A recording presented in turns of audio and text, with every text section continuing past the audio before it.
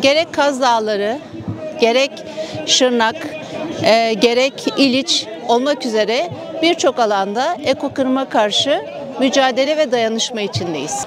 Kasım ayında, geçtiğimiz 2024 Kasım ayında Kaz Dağları'nda, Halil Ağa'da çok büyük bir ağaç katliamı oldu.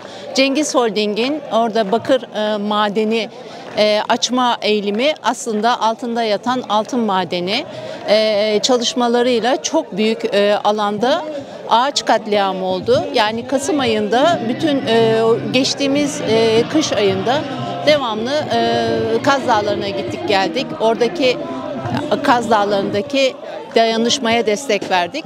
Bugün de buradayız. Burada Şırnak bölgedeki ağaç katliamının, Kaz Dağları'nın aynısı, hatta belki çok daha fazlası bir katliamla karşı karşıya olduğumuzu görüyorum. Yani bunların hepsinin bir ekokırım olduğu kanısındayım.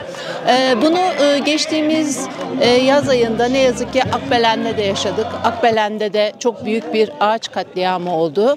Akbelen'deki ağaçları ne yazık ki kurtaramadık.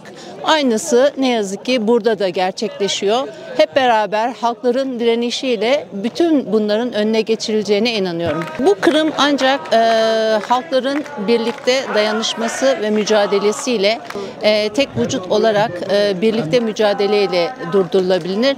Çünkü gerçekten bu kıyım büyük ölçeklerde, ancak büyük ölçekteki bu ekokırımı hep beraber bütün halklar birlikte dayanışarak durdurabiliriz.